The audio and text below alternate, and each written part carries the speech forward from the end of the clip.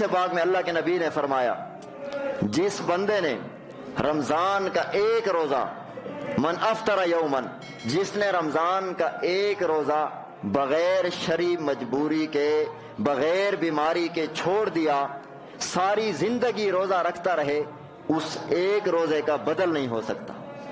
ترمذی شریف میں حدیث پاک موجود ہے جس نے رمضان میں بغیر شرعی عذر کے بغیر بیماری کے اس نے روزہ چھوڑ دیا، ساری زندگی روزہ رکھتا رہے، وہ رمضان کے ایک روزہ چھوڑنے کا بدل نہیں ہو سکتا۔ اب یہاں پر کچھ لوگ بیمار ہوتے، کچھ لوگ تکلیف میں ہوتے ہیں، تو انہوں نے شرعی طور پر فیصلہ کس طرح کرنا ہے کہ ہم روزہ رکھیں یا نہ رکھیں۔ تو شرعی طور پر ان کے لیے تفصیل یہ ہے، اگر وہ ڈاکٹر کے پاس جائیں تو شریعت نے ان کے لیے شرائط رکھے۔ اگر وہ کسی حکیم کے پاس جائیں پوچھنے کے لیے کہ میں روزہ رکھ سکتا ہوں یا نہیں رکھ سکتا، تو شریعت نے اس کے لیے شرائط بتائے ہیں۔ وہ 3 شرطیں۔ پہلے نمبر پر جو بندہ بیمار ہے، اگر اس سے ڈاکٹر دور ہے، اس سے حکیم دور ہے، تو وہ شریعت نے اسے اجازت دی ہے کہ وہ خود فیصلہ کر سکتا ہے کہ میں روزہ رکھوں یا نہ رکھوں۔ اس لیے محققین فرماتے ہیں کہ خدا خوفی کو سامنے رکھ لے، جو عذر یہ لوگوں کو بیان کرتا ہے، قیامت والے دن اگر یہ عذر اللہ کے سامنے بیان کرے اور اللہ تعالیٰ اس کا عذر قبول فرما لیں گے، اس کو یقین ہے، تو پھر روزہ چھوڑ دے۔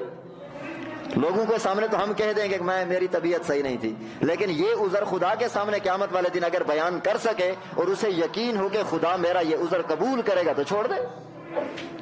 دوسرے نمبر پر اگر یہ بندہ کسی ڈاکٹر کے پاس جا سکتا ہے، کسی حکیم کے پاس جا سکتا ہے، تو اہل تحقیق اور محققین نے 3 شرطیں لکھی ہیں۔ یہ روزہ چھوڑنے کے لیے خود فیصلہ نہیں کر دے گا کہ میری طبیعت برداشت نہیں، بس میں نہیں رکھ سکتا ہوں، بلکہ اس کو کسی کے پاس جانا پڑے گا جو اس کی صحت کو صحیح جانچ سکتے ہیں، تو وہ ڈاکٹر ہے یا حکیم ہی ہے۔ تو ڈاکٹر اور حکیم کے لیے 3 شرطیں۔ پہلی شرط محققین نے یہ لکھی، یہ بندہ جس ڈاکٹر کے پاس گیا، جس حکیم کے پاس گیا کہ میری طبیعت اس طرح اپنی تفصیل بتائی، اب وہ ڈاکٹر آگے سے اس کو کہتا ہے کہ آپ روزہ رکھ سکتے ہیں یا نہیں رکھ سکتے۔ اگر ڈاکٹر اور حکیم نے کہہ دیا کہ آپ روزہ نہیں رکھ سکتے، تو پھر شریعت نے 3 ترازو لگائے ہیں، اگر ان ترازو پر وہ اتر جائے تو پھر آپ اس کی بات مان لیں، آپ روزہ چھوڑ دیں، اللہ کے ہاں آپ کو پکڑ نہیں ہوگی، اگرچہ اس روزے کی قضا آپ بعد میں کریں گے۔ پہلے نمبر پر وہ ڈاکٹر، وہ حکیم مسلمان ہو۔ اگر وہ غیر مسلم ہے تو اس کو روزے کی فضیلت کا کیا پتا، اسے روزے کی فرضیت کا کیا پتا، اسے اللہ اس کے رسول کے حکم کا کیا پتا۔ اس لیے جس ڈاکٹر کے پاس آپ جائیں، جس حکیم سے آپ اپنی صحت کے بارے میں معلومات لیں، پہلی شرط محققین نے یہ لکھی، وہ ڈاکٹر وہ حکیم مسلمان ہو۔ اگر غیر مسلم ہے تو وہ کیا آپ کو بتائے گا، وہ کہ چھوڑ دے، کچھ ہی نہیں ہوتا۔ تو اس لیے پہلی شرط یہ لگئی شریعت نے کہ وہ ڈاکٹر وہ حکیم مسلمان ہو، غیر مسلم نہ ہو، چاہے ڈاکٹر ہو چاہے حکیم۔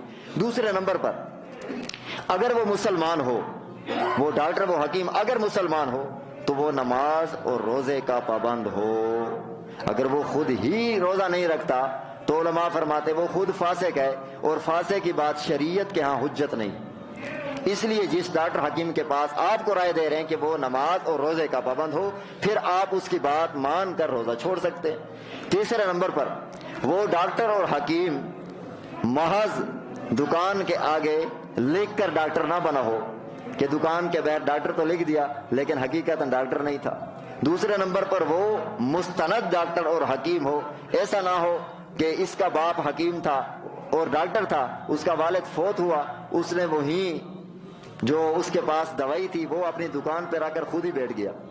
علماء نے ایسے ہی لکھا ہے۔ تو ایسا نہ ہو کہ وہ باپ دادے کی شیشہ اٹھا کر دکان پہ بیٹھ جائے کہ یہ میں الحمدللہ ڈاکٹر ہوں، میرا باپ بھی اور میرا پردادا بھی ڈاکٹر تھا، میں بھی ڈاکٹر ہوں۔ ایسے حکیم ڈاکٹر کی بات شریعت کہتی ہے مت مانو، کسی مستند ڈاکٹر حکیم کے پاس جاؤ، وہ اگر آپ کو کہے کہ آپ روزہ نہیں رکھ سکتے پھر آپ بات مان سکتے۔